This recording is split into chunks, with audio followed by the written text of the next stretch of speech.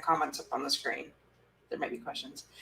And good evening. We are live. We're here for another episode of Unstoppable Overcomers. This is number 10. I'm super excited. And I really would love for you guys to meet my amazing friend, Gina Dillon. Gina and I are like BFFs, and we do our walking dates, and we just have amazing fun. And I just love her to death, and she is an amazing lady. And I can't wait to hear her story. So, Gina, welcome to the show. Oh my gosh, thank you so much. I'm so very humbled and honored to be able to serve everybody today. We've had such amazing walk and talks, haven't we, Dorothy? And really Oh, kind of yes. untangled the whole planet, right? All the problems we've solved everything. So, Problems of the world. the problems of the world, we've solved it all. Yeah, yeah, yeah, And for we didn't sure. even need alcohol all the time No, either. yeah, walk and talk. So it was perfect. It was perfect. Yeah. Yeah. So Yeah, yeah, amazing. it's exciting because my journey, even with our talking about being an overcomer, right, in your own life. Right. It really, I mean, the story started before I was even born. And my dad, we immigrated to this country from Canada, from Greece. I was born in Greece.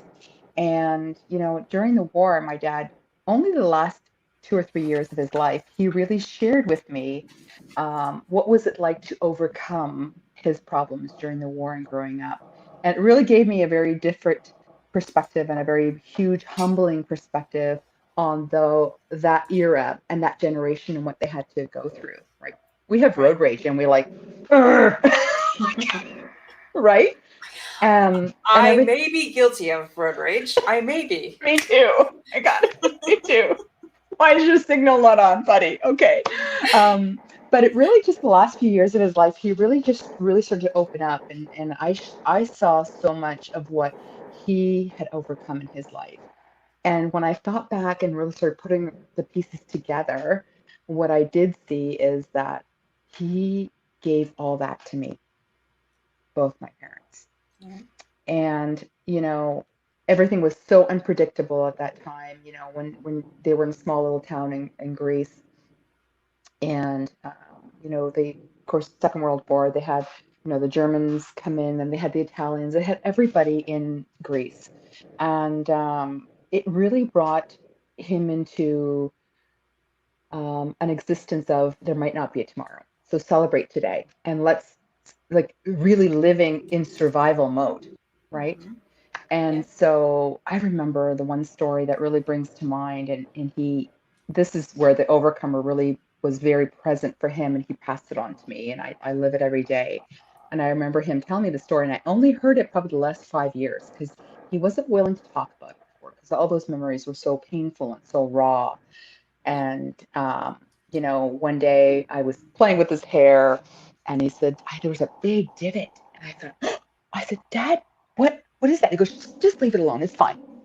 And I dug enough one day that we were at a doctor's appointment with him, and I, took my phone and I pressed record, and I just interviewed him.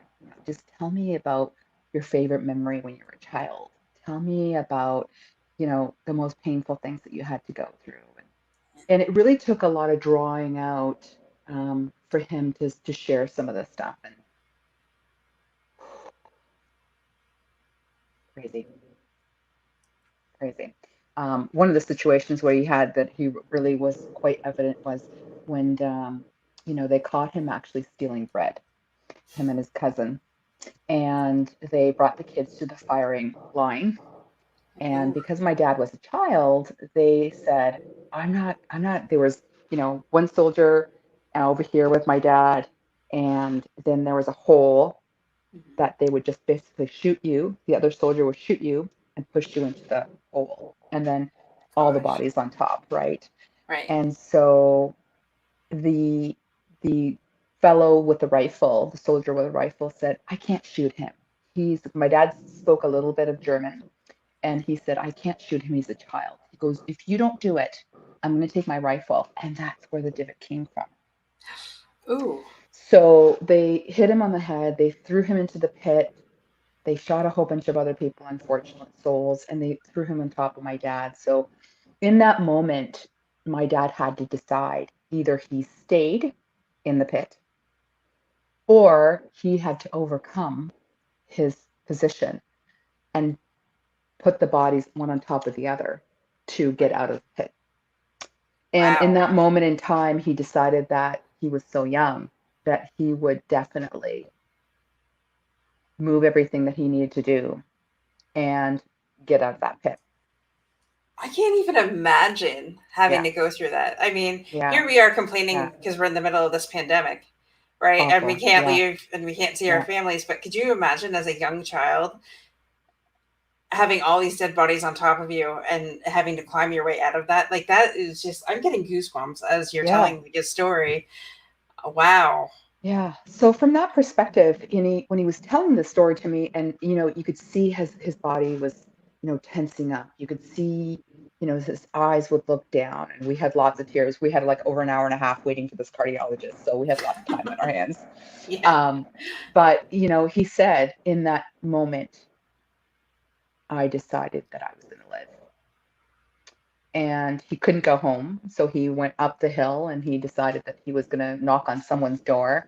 And luckily, some cute little yaya opened the door, and they didn't have medications or anything, and she Right. put a whole bunch of herbs and stuff and basically healed him. And then 2 months, I mean, my grandmother, his mother, thought that she was he was gone, right? So Right. they didn't have church, but she lit her candle and said her prayers and thought he was gone. But we don't know what that's like. So it's interesting. Just this pandemic is really bringing people into, and I think people into a space of asking those questions, Mm-hmm. right? Where am I in my time in my life? Am I going to fight through this? How do I want to show up right today? And there's a time where they're starting to reanalyze their workspace, right? Their Yep. relationships, their relationship with work, their relationship with the people that are surrounding them, Yep. right? Yep. Friends and family, and so it's an interesting space that we're at right now. Right. Yeah, Did you, just curious, did you ask him as he was telling you that story yeah, what emotions he was going through at that time as he was digging himself out of the dead yeah. bodies? Yeah, I did, and it was I actually have the whole interview, and I listen to Gosh. it periodically every so often. Right. And it was only actually last week that it was his fourth anniversary of him passing and going Oh, home. And so I do listen to it every so often because it reminds me, because he did say that, he felt what he felt is he felt more sadness for his mother, that she would feel that he'd be gone, right. right? And how was she going to deal with it? And they had already lost um, the dad, my grandfather, to gangrene, Mm-hmm. right? And just the stories of that time. And he always told me, even as a young child, he'd always say to me, he said, "You can do anything. You have to believe this. You have to believe there is nothing else. There is no failure. You create failure in your life. You create failure in your mind. Yeah. And, there is no real um, there is no real um, pain. There's only what we create, right? Right. There's only what we create, and so it's in it. I go back to and I asked my dad. I said, what was certain about that time? He said, well, what was certain about that time is that we were poor, we were starving, and that we were certain that this would not last. Right.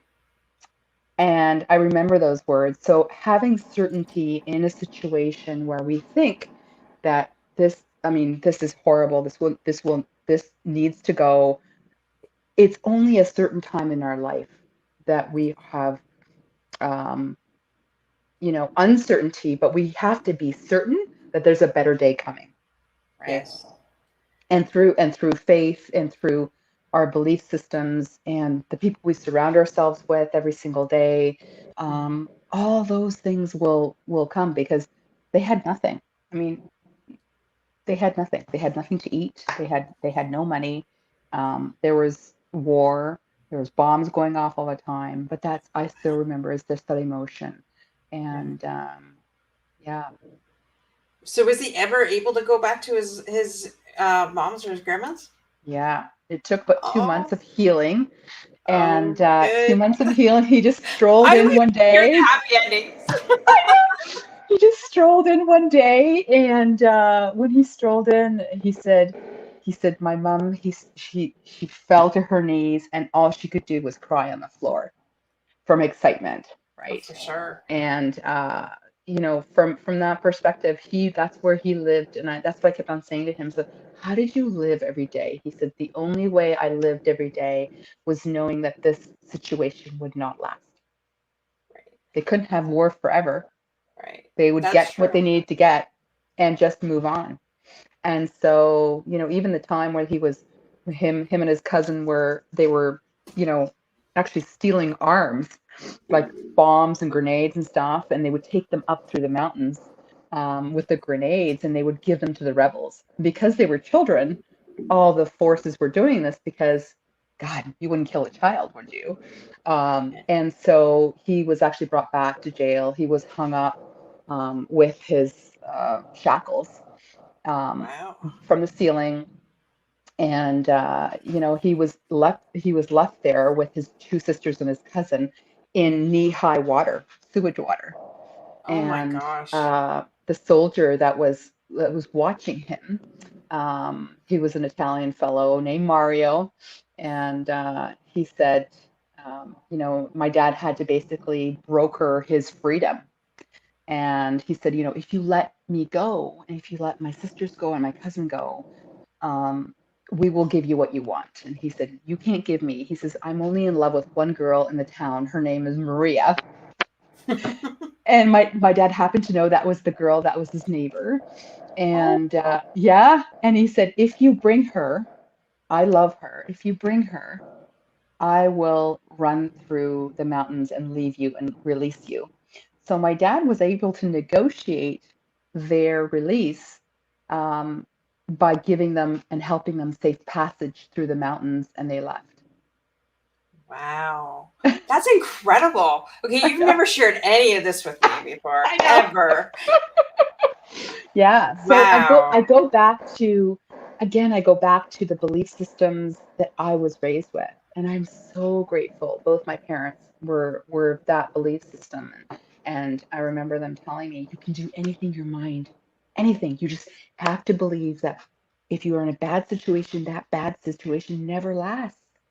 It never lasts. No, that is true. This pandemic is not going to No. last. We're all going to now some days. It feels like forever. It feels like forever. But it won't last. And we're going to have a new dawn and a new way of being. And just in a space of, what's the next step? And believing that we're going to get there, having certainty that we're going to have that. We need a certain portion of uncertainty in our life, right? We like surprise, we like variety. All of us Yeah. are the same way, right? Yeah, Yeah.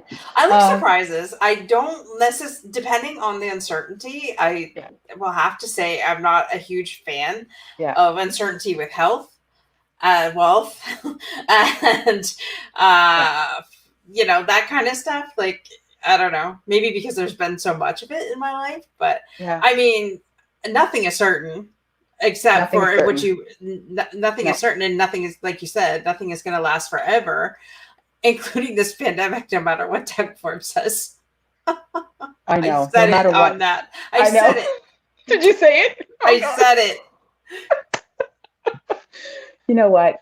But you're so right. I mean, no, most of us don't like the surprises, so we like to have, some planned stuff. And you have to take actions, right? You have to have a goal of what you want and have proper actions and supports and skills and all those beautiful things to create what you want, right? Yes, Right. exactly. And and so many people want, and we all want a certain level of significance in our life, right? Why we Yep. do things, right?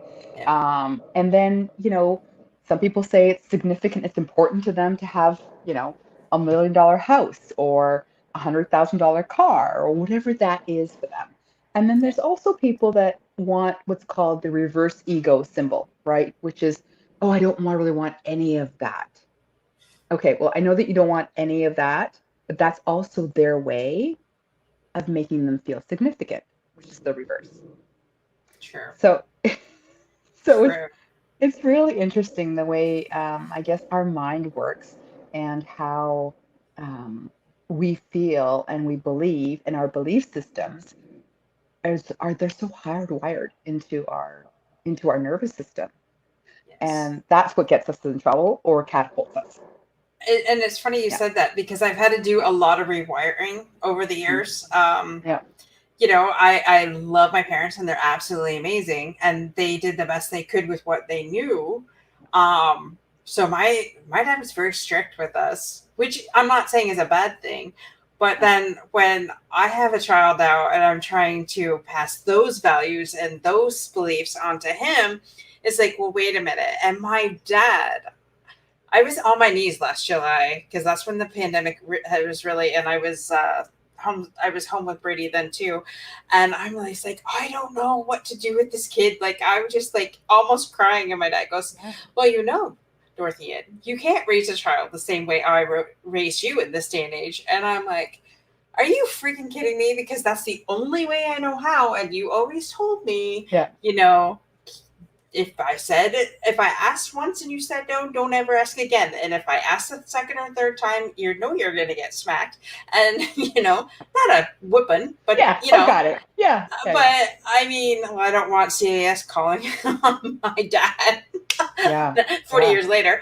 But, it's just, it's crazy. And all that hard wiring that was up here on how, that's how you should raise your child. Hmm. It's just like, I've had to unwind a bunch of different things. And like, people are well meaning and they give you advice. So, I always stick some in the back of my mind Yeah. somewhere. So when a situation box, and I guess we have to discern whether that's something that we should keep or whether we should really give it away. Because Yeah. sometimes it's well meaning, but it's maybe not the best advice to your situation, right? So Yeah. I get that. I get that. You Yeah. just hit it on the head. I mean, you really have to sort and take a look at what belief serves me, Yep. right? And what Yep. belief doesn't. Serving me, do I believe that you have to, as a child, you can't get up, Dorothy Ann, until you finish everything on your plate? Okay, well, maybe that's great, but might not serve right now with Brady, right? And Right. it's a very individual, especially when we talk about children, right? So belief systems are crazy because they have the power to create and they have the power to destroy.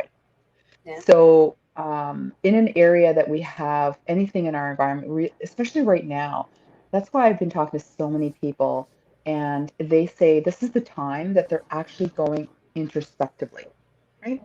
And Yeah. taking a look at what's working and what isn't, Yeah. and why is this working and why is this working, right? Yeah. So, in taking a look at that, it's almost like taking that internal inventory, right? Yeah. And I find now it's so interesting because so many people, especially because we are in a space that, have to have social distancing and you can't see your family or you can't, beyond your bubble. Hmm. Thank God you're in my bubble, Dorothy. We are in the bubble We're in the bubble. right from the Uh, beginning. from the beginning. That's right. But you really start to take a look at the people that we have surrounded ourselves with in the past. Not saying anything bad or wrong with anybody. It's just that you really start to take inventory and you go, hmm, maybe some of these people are not good for my growth. Maybe they're holding me back. Maybe I just don't belong in their circle anymore, and that's okay. Right? So, really examining that from not a good, wrong, or bad, just from being a perspective of how do I allow them to grow and how do they help me grow? Right? Yeah. And if people put us in a space of continuously being in pain, continuously judging us, or people that are very down or criticism or negative, they really need to be in that space, and we don't have to be with them.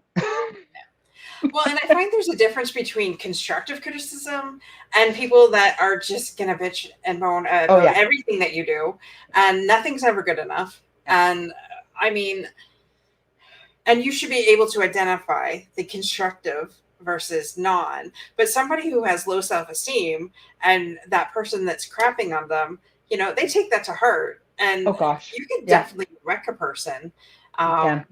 You when can. they're at Yeah. that low point. So, like you said, you have to discern who to listen to, because not everybody's created equal. No, that's so right. And it's again not coming from a place of judgment No. or that they're wrong or bad or we are wrong or bad, none of that. But just coming from a space of they just need to be where they're at. And destroying someone, with some people, they're narcissists, unfortunately, they love to do that. That's their MO, right? That's how their way of being is. And they always go back to that way of being because that's part of how they make themselves significant, Yeah. right? Yeah. That's how they make themselves feel good. Yeah, yeah, Yeah. yeah, yeah. And that's a very simple question, but a lot of the question that I love to ask people, and what's the purpose of my life? Like, because that question could just like blow open the doors to a lot of different things. We've had this discussion. Oh, we have several times actually. Yeah. Oh, can you hear me? Yeah. Okay, sorry. Yeah, That's good. sorry. They were just disconnecting. Oh, But just having that, that's a really big, almost like opens the door to transformation of just asking those really big questions. And we don't have to have really big answers. Um, just can really help us becoming very vulnerable in a space of just being honest with ourselves. yeah. And in that honest moment, there could be a lot of tears, there could be a lot of pain, but it's almost like digging a trench. You can't, to plant a new tree, you Yeah. can't just put a shallow trench. You have to make it big, and you have to prepare the soil, and you have to get rid of, the clay and the stones and everything else that doesn't belong there. Yeah. And through that, you can actually fertilize, put new grass in, and put new soil in, and put all the nourishment in that you want. Yeah. That's what will make a big difference, and that's what will give growth, right? Yeah. But you have to get your big shovel out. Dig out the shit. Dig out shit. Yeah, yeah. So that's my that's the story that my dad always said to me for a very long time is, you can really be whoever you want to be, and from that perspective, everything is possible. Yeah, Exactly. Whether you think you can or you think you can't, you're right either way. Is you got it. You is got it. I've heard that several times, Yeah, and I have to say, during this pandemic, um, I have surrounded myself with a whole new mass of people. yeah, Yourself being one of them, that has totally lifted me up instead of bringing me down. And I'm truly blessed to have people like you in my life that, that do that. I mean, and there are several times, and I expect the truth when, because there's certain people that I do trust. There's certain people that, I take what they say with a grain of salt, but I know you being one of them, yeah. you're to say, okay, I'm going to tell Thank you what you. I think. And I'm like, well, good. Tell me what you think, because sometimes the truth hurts, but we need to hear it. And by sugarcoating shit, it doesn't help us. It doesn't help us at all. Because if you were a real friend or Yeah, a real, you would tell them the truth and say, hey, your perspective on this, maybe you're a little too close to the situation. What yeah. if you thought about it this way? And I know we've had those conversations too. We're so right. And I just want to say thank you so much for allowing me to contribute, but also trusting me. And thank you. And I've said that before, but but I have to really acknowledge you because you were also in the space of being receptive, right? Yeah. If you said to me, "What do you really think?" and in the back of your mind thought, "I don't really know what she thinks, and I don't really care. I'm just going to ask her anyway." But you weren't receptive, but you were receptive, and Yeah. that's what really is that open communication, where it's a trusting, symbiotic relationship that you can do that, and that's the importance of just uh, releasing control and just being in the space. I always say to people, I want to invite you to take a look at this. Right? Okay. I love the word invite because that's more of a yummy, inviting conversation instead of saying, "Hey, I want you to take a look at this way." Yeah. So Exactly. And yeah. you hit the nail on the head because there was before I decided to go into coaching and things like that, you had said to me, because I had particular issue with one of the coaches I had. And she drove me freaking crazy, to be quite honest. And you said, well, did you lay the boundaries down of what you expected from this person? And I had to think about it, and no, I didn't. And so that was my fault. And there's certain things that you can say with different people, and but you should always be upfront and honest. So the first question I ask my coaching clients is, what do you expect from me? If you expect this, this, and this, but you react a different way, how would you like me to respond to that? You got And it. and you were one of the ones that, like, well, you needed to have that conversation or you wouldn't be this, like, freaked out Yeah. right now. Yeah. And so that is an amazing piece of advice, and I thank you for that. We have our You're friend so Tim here welcome. with us. Tim, I hope you're out of the ER and feeling better and are at home. I really hope you're not watching this from the ER. I But hope if you not. are, share with all your friends. No. My friend Tim is Yeah. from Pennsylvania, so I know he wasn't feeling well earlier. And he's actually the next guest on my show. Oh, no, wait. I'm doing another special episode because I just got to put this out there, because if you want to talk about this, you don't have to. Cancer has touched a lot of our families, and this is Cancer Survivor Month. So I have opened my platform to all cancer survivors or current cancer patients that want to share their story and be heard, because I know a lot of the times they just want to be heard. They just want to share their story. They just want to share how crappy everything's been, but they always see the positive in it. And I don't know. I don't know if anybody saw the episode on Friday with Amanda Eby, but oh my gosh, it was amazing. And I'm having another special guest this Wednesday, Steve Sullivan, who's going to be sharing he's had leukemia for over 30 years. Oh, goodness. And I know, right? But sorry, I didn't mean to steal your thunder, but No. if you wanted to share that, it's up to you. Yeah, actually, thank you. It's so funny. I was just going to share that. So thank you for that. Yeah. So the story is 8 years ago, my husband was diagnosed with a very rare colorectal tumor. He was given 3 months to live, 6 months at best. And, in that moment in time, I remember in the doctor's office, everything slowed down and went into slow motion. I can't even describe it. Like, you could almost see the particles in the air, like everything slowed down. Like it was almost like a whoa, like it was really one of those.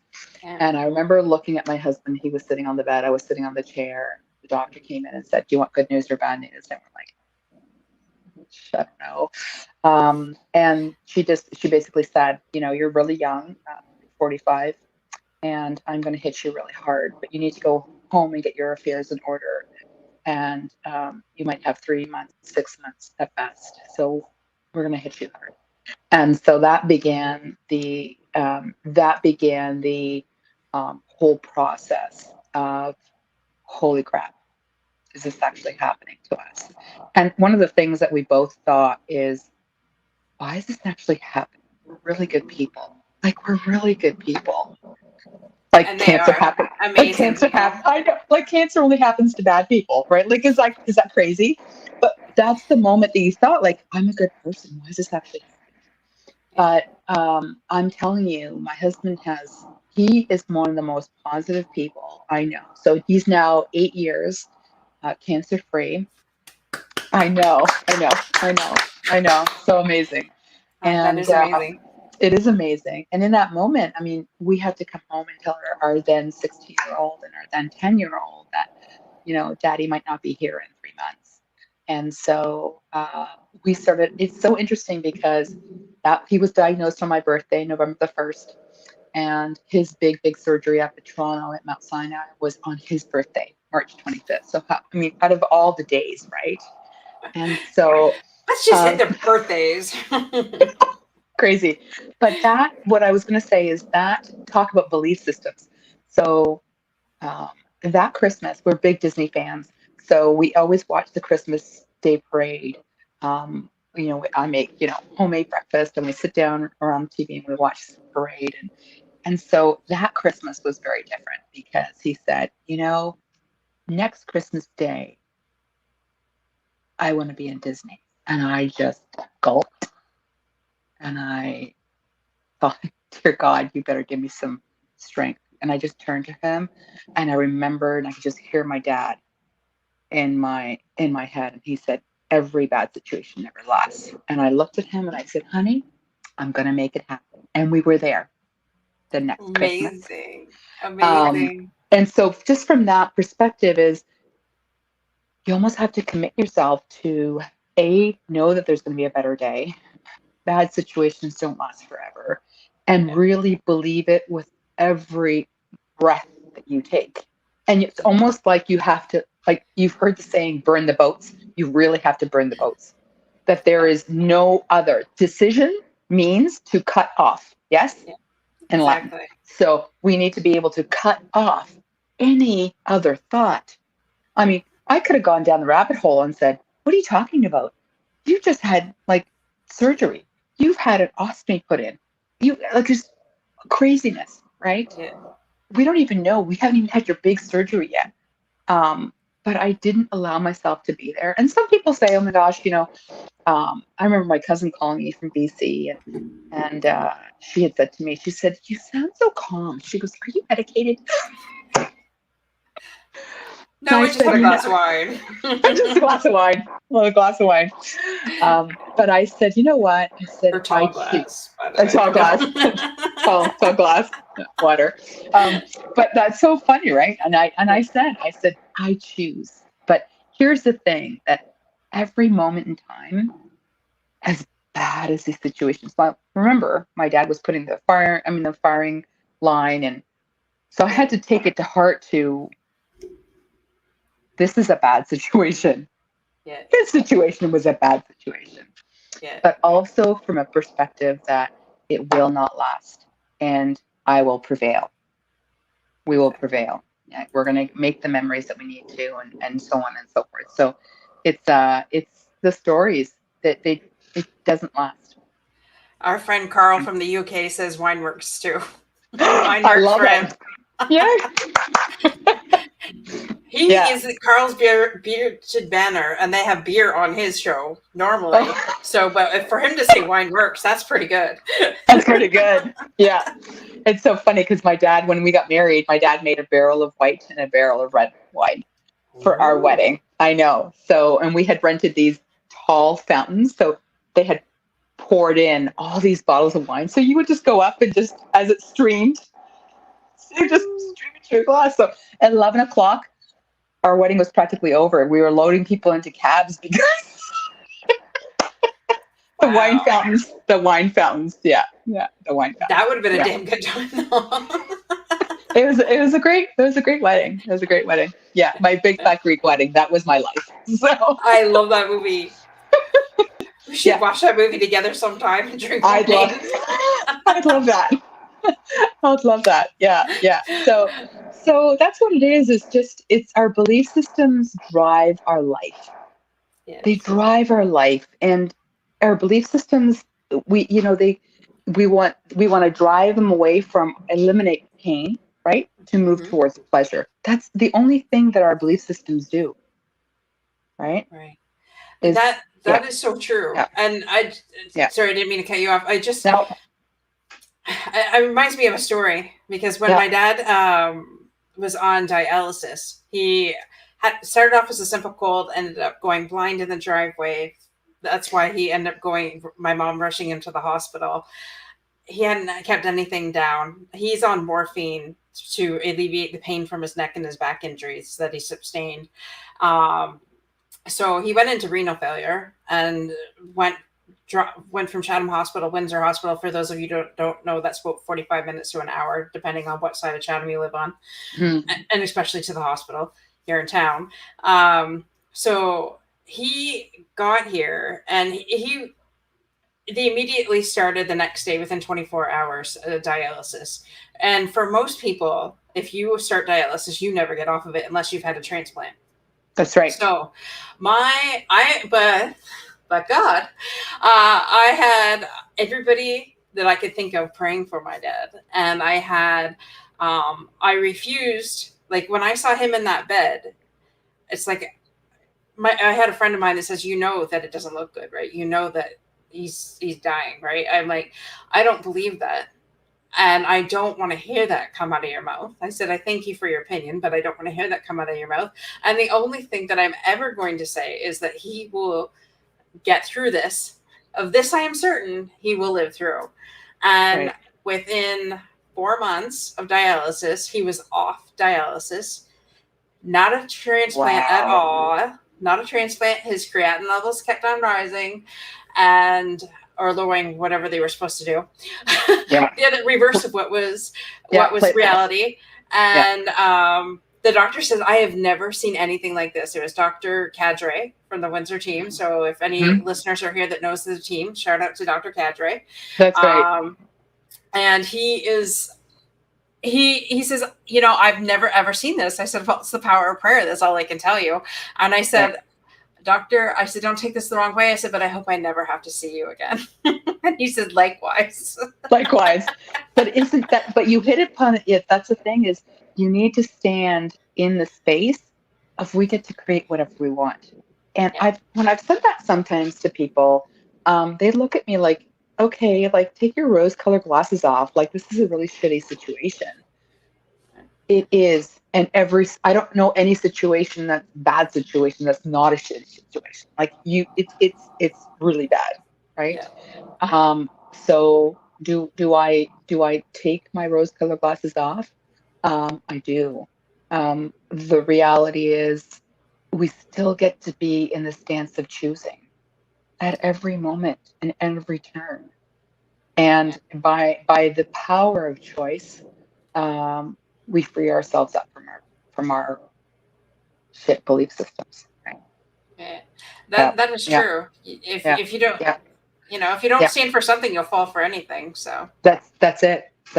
So if we have, I always love to use the formula of this, whether you're looking at a business or a relationship or a marriage or whatever endeavor it is, starting a new business, if you're leading a team, is you need to have a desire for success, right? So desire coupled with skills, new skills, multiplied by the belief that you have gives you success that you have, right?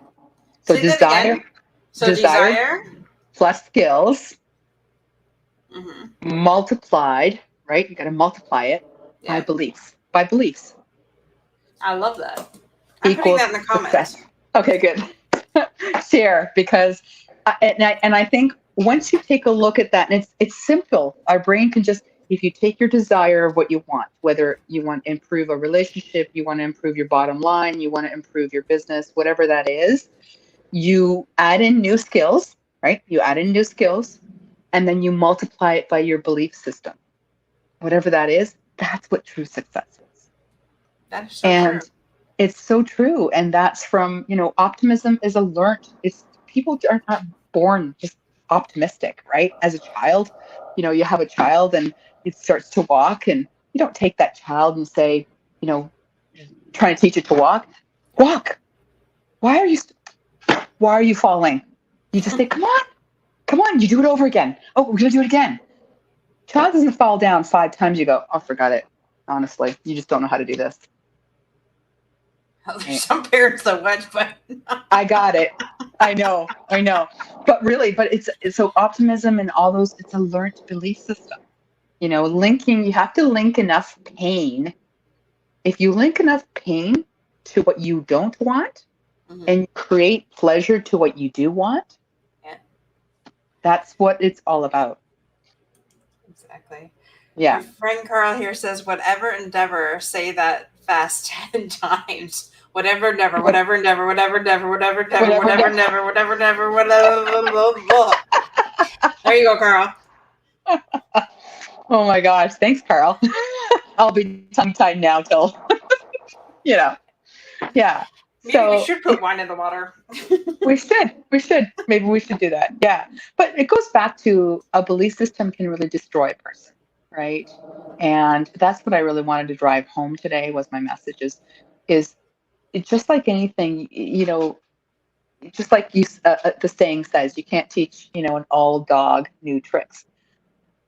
You can, but the old dog has to have a belief system that it can, Mhm. right? The dog has to And want to. and the dog has to want to. You got it. Yeah. And helplessness. I mean, just the helplessness people feel there sometimes that we've all have felt helpless in a situation, right?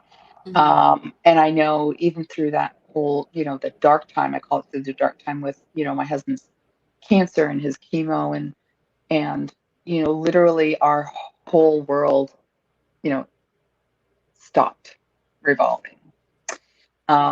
I had to make a decision again in that one moment in time that this too would not last. And this too he was going to get through. And I saw him. I saw us going to Disney. I saw us boarding on the plane. I saw, packing the bags. And, I see myself doing those things. And we still do. We have a lot of things here. I mean, we can't really travel right now, but we Right. still talk about our next trip. What are we going to do? Oh, let's look at the menu of that restaurant and like really start dissecting what that looks like because that's how my dad got through that war. And that's how my husband got through that war with his cancer, is Right. really planning on what that good day would look like, what it would So feel like. when are we going to Greece? Let's start planning that. Oh my gosh. I say next summer. Okay. I say next summer. Yeah. Okay. Yeah. Next summer. So I would love that. I would love to do that because it's almost like going to a space where you're native. I speak the language and we Right. can island hop. When I was growing up, my mom used to help me. We used to pack a backpack. We used to go to our relatives and drop our big suitcase and we'd visit for them with an hour for a week or so. And then we'd pack two backpacks and go down to the port and Mhm. to a big board on all the ships and all the ferry boats and what island we'd be going to. And my mom would go up to the portmaster and say, "What's your next ship? Where is it going?" And they Yeah. would look at my mom like she was crazy. "Are you a tourist?" She goes, "No, I'm native." Um, and she said, "I just didn't need to know where I was going. I knew wherever I'd be going, it would be a great time." Yeah. And Exactly. we didn't have any reservations. We didn't nobody bunny on any of these islands, and that's how we spent basically my whole entire growing up from the time I was 10 to the time I was 18 is we would island hop for 3 months. Nice. Oh my. I'm looking forward to it. Our I friend know. Gina Milton says that she'll meet us there. Oh my gosh, Gina, yeah, I would love, and she's my Greek friend as well, and Oh.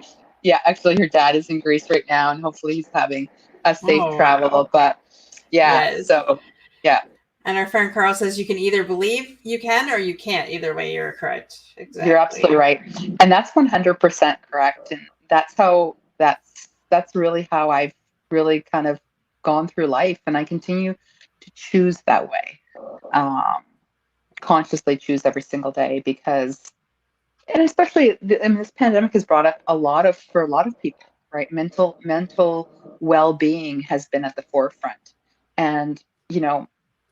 I choose to just reach out and I send a message. Hey, how you doing? Haven't talked to you in a while. Hey, how you doing? Hey, what's going on? How are you guys doing? And just by being in the space of you were on my heart and you were on my mind today, I just want to see how you're doing. Yeah. And that's what people just need, just to Yeah, know that somebody yeah, is thinking of them, yeah. you know. You got it. You got it. Yeah. Yeah. So I yeah. I say I want to go and do all this and that, and then I get tired and say, yeah, forget it, because I've been home for a year and a half. I know. I know. Yeah. Yeah. And me too, right? And me too. So I just can't wait for things to really start opening up and to traveling but until then we have virtual, we have Zoom, Yes, And exactly. Woohoo. and so life needs to go on. Yeah. So Exactly. We have another yeah. comment here from our friend Carl. He says, I believe everything will be back to normal for travel for next year. I just booked a family holiday to Disney, Florida next year, just worried about the language barrier. He's from UK. Oh, okay. I've met Wow, so many. positive I'm. attitude. You know what? We have property in Walt Disney World, right? So before this would start, we would be down there twice to three times a year, and it's just a space where you just meet people from all over the world, Mm-hmm. right? And growing up, that's how I was. I grew up in a home where I'd come home after school and I'd find this Ethiopian family eating at my dining room. I'm like, Mom, who are these people? They're like, she Your said new to me, neighbor. "Stop." No, she'd say to me, stop talking. She goes, they're refugees. We have to help them. I'm like, why is that girl wearing my shirts? But she really came from a space of, you know, we came to Canada as my mom and dad. They didn't speak a lick of English.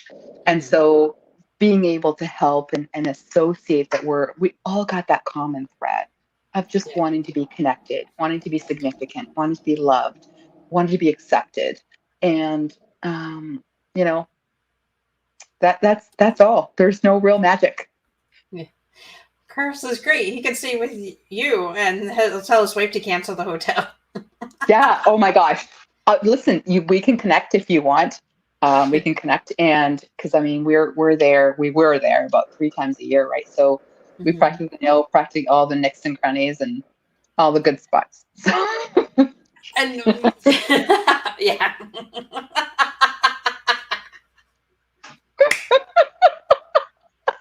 We should have done this a long time ago. This is We are so on now. live TV right now, right? But you know what? This is our walks, right? Is this This not is our our walks? this is our walks. This is our walks. We are This crazy is our walks. ladies.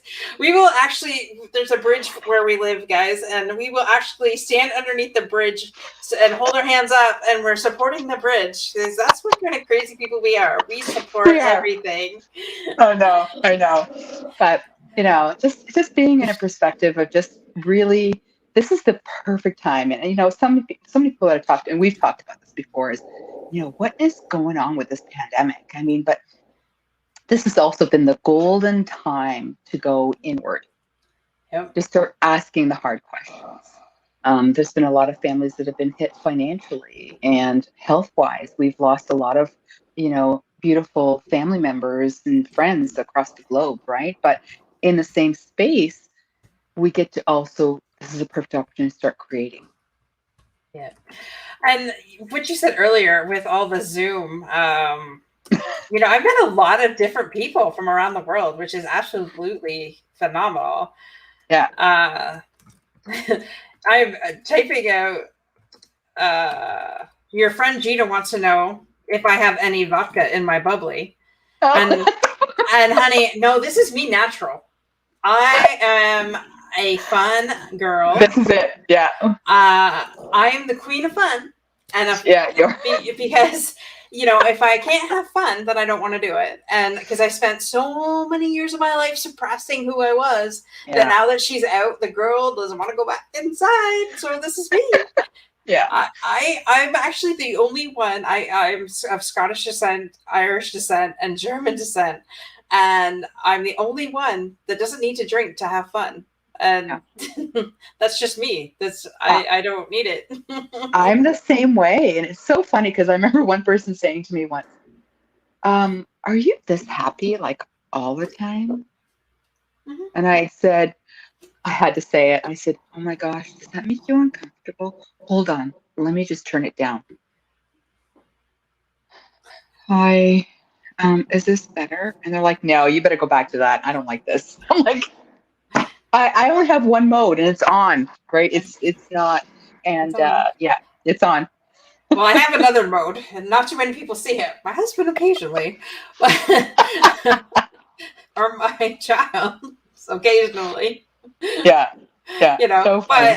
But So funny. when you push the button, you're bound to hit the right one. Yeah. Yeah. Yeah. Carl's sticking up for me. He says that's Gina has discovered my secret. I'm just naturally bubbly. That's it. That's it. Yeah, but that's it. That's it. It's just going back. It's if we just can just push through the belief systems and what we have, that is the golden ticket. Yeah. If somebody could say what is the secret to life, I can personally I feel that's what it is. Yeah. Because our belief systems can get us out of any situation Yeah. and can create some really shitty situations for us that can just turn our lives upside down. That is totally 100% true, because I found myself going down a rabbit hole this morning. And like it was like shit stacking is what my friend called it, because I called her. She goes, "You realize you're shit stacking right now, right?" I said, "Well, I've never heard of that term before." So she says, "I want like you to it. say something positive now about the situation. Keep going, keep going, keep going, keep going, keep going." Yeah. She goes, "You know what I'm doing with this, right?" I'm like, "Yes, I get what you're doing with this." So Yeah. it went from me being aggravated to me being, okay, now I see the other side of the situation. Yeah. So I quit my shit stacking and I did Yeah. my positive stacking, Yeah. and it's all about your belief of what, and not to say that we don't have hard times or hard moments or Gosh, no. moments where we're in the pity That's party right. train, but Yeah. as long as you don't stay on that pity party train more than a couple minutes, Yeah. Yeah. I give myself a day. Like I give myself a day when there's something that's really, horrendous. Yeah. I give myself a day, and that's, if you know me, we've shared. I mean, I'm a bath junkie. I call myself a recovering bath addict. I'm even making bath bombs now, right? So I was gonna say she makes bath bombs really good. yeah. Only because that was from a need, right? I'm like, no, I need clean products, right? So, but I just give myself a need to just take it for 24 hours and just let it be. Yeah. And then I have to reword a new belief about that situation. Yeah. Yeah. Exactly. So yeah. So from I that love that. perspective, it's yeah. I love that. So you just have to Wow. re-engineer. We have to re-engineer all the time. And re-engineering our belief systems is what expands our success in all areas of our life, in all areas, our relationships, our business, personal relationships, our relationships with our children, our spouse, our friends, reinventing. Exactly. Oh man, I can't believe the hour's almost gone here. I can't believe this. This has been fun. Thank you so much. It's Thank been an you. honor. Yeah. I just want to thank our audience too for listening in. And if you have any last minute questions for our amazing guest, Miss Gina, please put them in the comments. And Gina, I just have to say thanks for coming on. I know we always have fun, and I wasn't 100% sure what would come out, but I am so blessed that you shared your story about your dad. Like, I can't even imagine growing up like that, and then living to tell about it and having children to share that legacy with. And then encouraging you, you can do anything that you want. That is powerful. For a parent to set up their child like that, that is pretty freaking amazing. So I definitely applaud your dad for that. And is there any last, I'm trying to think, any last words or any last impressions that you'd want to leave our guests with tonight? Yeah, I think the two things that come to mind really pronounced is always know that you have an opportunity to choose to choose. Just sit with it, choose to choose.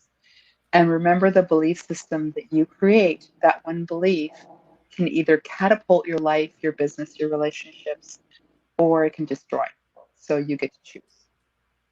You get to choose. Choice is yours. That is Choice is awesome. yours. I love that. Thank you so much. Thank you so much. It's been wonderful. Yes, thank you so much. And thanks again to our lovely guests that were here this evening. And we will be back. We have a special episode. Gina here. The power to choose. Love it, G. I thought that was my nickname for you. Princess G. Everyone, there's so many people call me G. I'm the G girl. G. The G. The G. That is awesome.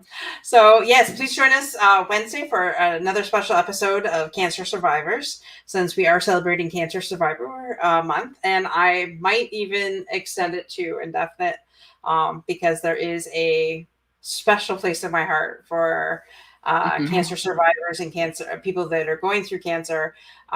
So if you are a survivor and you want to share your story, please contact me here on Facebook or LinkedIn. I can be found on LinkedIn at Dorothy Ann Graham Odell, and on Facebook at Dorothy Graham Odell. Or you can, I'll put my Gmail in the comments, which is Dorothy Graham 408 at gmail.com. I know, all these different last names. When we can actually fully open up and I can get everything changed at the same time. That's right. Yeah. But with that, thanks again so much, Sheena. I love your heart. Thank you so much. And, Thank you. I can't wait for our next walk. Yeah, we got to book that. And a hot tub night. Yes. Well, stay tuned. I'll book that with you in just 1 minute. But Okay. Everybody have a great night. Okay, bye everyone. Thank you.